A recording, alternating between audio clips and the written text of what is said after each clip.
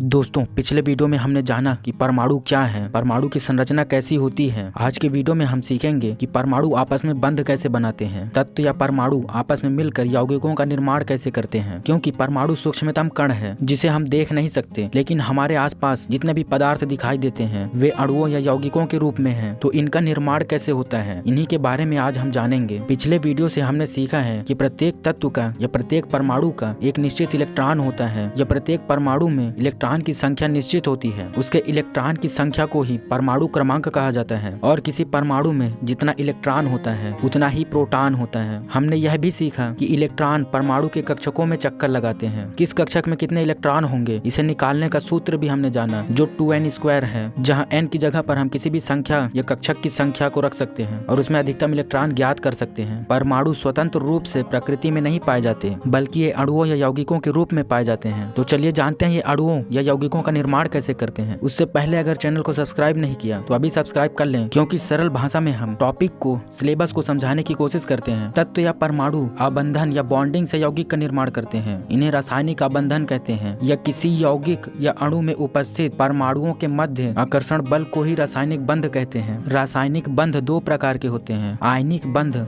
और सहसंयोजक बंध। सभी तत्व अपने बाह्यतम कक्ष में 8 इलेक्ट्रॉन या अपने बाह्यतम कक्ष को भरने की कोशिश करते हैं। इसी कारण वे अन्य तत्वों या परमाणुओं से संयोग या क्रिया करते हैं, लेकिन शून्य समूह या अक्रिय गैस इनका अष्टक पहले से ही भरा होता है, इसलिए किसी से अभिक्रिया नहीं करते। चलिए आयनिक बंध को एक उदाहरण से समझते हैं। सोडियम क्लोराइड, जिसे साधारण नमक कहते हैं, इसका सूत्र NaCl होता है, यानी कि इसमें एक सोडियम परमाणु तथा एक क्लोरीन परमाणु होता है। ये दोनों परमाणु आपस में मिलकर नमक का एक अणु बनाते हैं, जिसमें सोडियम का इलेक्ट्रॉनिक विन्यास होता है 281। इसे हमने पिछले वीडियो में सीखा था। पहले कक्षक में अधिकतम 2 ही इलेक्ट्रॉन हो सकते हैं, दूसरे कक्षक में 8 और तीसरे में 18। तो सोडियम के पास 11 इलेक्ट्रॉन होते हैं, जिसमें से पहले कक्षक में 2 चला जाता है, दूसरे में 8 और बाकी एक ही बचता है जो तीसरे कक्षक में जाता है। इसी प्रकार क्लोरीन का 17 क्रमांक होता है, यानी कि इसमें 17 इलेक्ट्रॉन होते हैं। तो इसका इलेक्ट्रॉनिक विन्यास हो जाता है 2 8 7। पहले कक्षक में 2 ही जाता है, दूसरे में 8 से अधिक नहीं जा सकता और बाकी के इलेक्ट्रॉन तीसरे में चले जाते हैं। इस प्रकार सोडियम को अंतिम कक्षक में 8 करने के लिए या कक्षक को भरने के लिए 2 रास्ते हैं, या तो वह 7 इलेक्ट्रॉन किसी से ले ले या फिर अपना 1 इलेक्ट्रॉन किसी को दे दे। लेकिन सोडियम परमाणु को 7 इलेक्ट्रॉन प्राप्त करना कठिन होता है, इसलिए वह अपना 1 इलेक्ट्रॉन दान कर देता है। जबकि क्लोरीन को अष्टक पूर्ण करने के लिए 1 इलेक्ट्रॉन की जरूरत है, या फिर वह अपना 7 इलेक्ट्रॉन दान भी कर सकता है। लेकिन क्लोरीन परमाणु के लिए 7 इलेक्ट्रॉन दान करना कठिन होता है, इसलिए सोडियम का 1 इलेक्ट्रॉन क्लोरीन ले लेता है। इस प्रकार सोडियम 1 इलेक्ट्रॉन दान करके सोडियम आयन बन जाता है। इसी प्रकार क्लोरीन 1 इलेक्ट्रॉन ग्रहण करके क्लोरीन आयन बन जाता है। सोडियम इलेक्ट्रॉन दान करता है, इसीलिए उस पर धन आवेश आता है, जबकि क्लोरीन इलेक्ट्रॉन ग्रहण करके ऋण आवेशित हो जाता है। इस प्रकार विपरीत आवेश होने के कारण वैद्युत आकर्षण बल के कारण सोडियम और क्लोरीन में बंध का निर्माण होता है और सोडियम क्लोराइड का निर्माण होता है। इस प्रकार बना बंध वैद्युत संयोजक बंध या आयनिक बंध कहलाता है और ऐसे यौगिकों को आयनिक यौगिक कहते हैं। आयनिक यौगिक जल में घुल सकते हैं, घुलनशील होते हैं और इनके गलनांक या क्वथनांक बहुत ज्यादा होते हैं और ये विद्युत या करंट के सुचालक होते हैं, इनसे करंट बह सकता है। यानी कि आयनिक बंध में एक परमाणु इलेक्ट्रॉन देता है तथा दूसरा परमाणु इलेक्ट्रॉन ग्रहण करता है। एक में धन आवेश तथा दूसरे में ऋण आवेश आता है और दोनों वैद्युत आकर्षण बल से बंध का निर्माण करते हैं। परमाणु के अंतिम कक्ष को संयोजी कक्ष कहते हैं और इसमें उपस्थित इलेक्ट्रॉन संयोजी इलेक्ट्रॉन कहलाते हैं। अमेरिकी रसायनज्ञ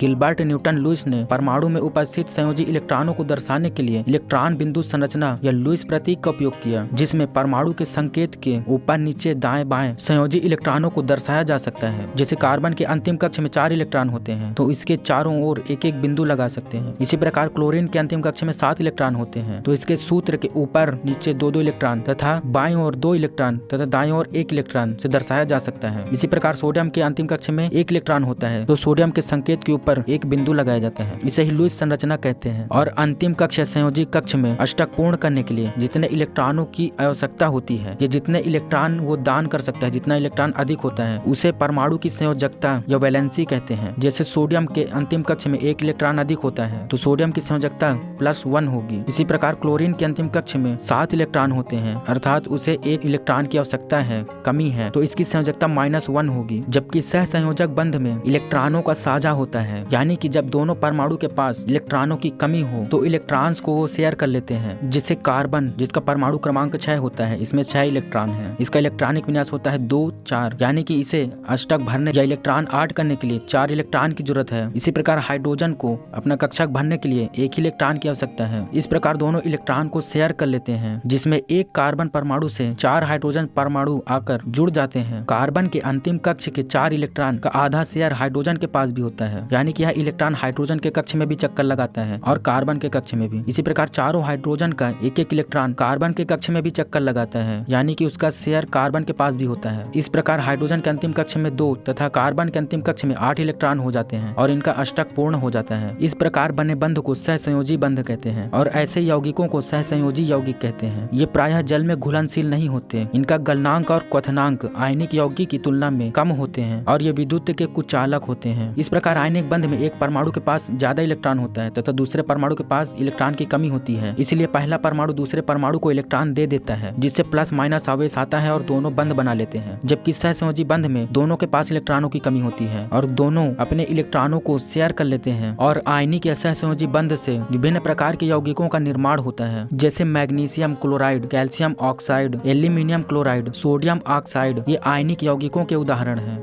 जबकि methane, carbon tetrachloride, carbon dioxide, जल, अमोनिया ये सहसंयोजी यौगिकों के उदाहरण हैं। इस वीडियो में इतना ही। अपने सवाल हमें कमेंट करें। आपको क्या समझ में आया, क्या समझ में नहीं आया, आप किस टॉपिक पर वीडियोस चाहते हैं, ये सब हमें कमेंट में बताइए और चैनल को सब्सक्राइब करना ना भूलें। वीडियो को देखने के लिए आपका बहुत बहुत धन्यवाद।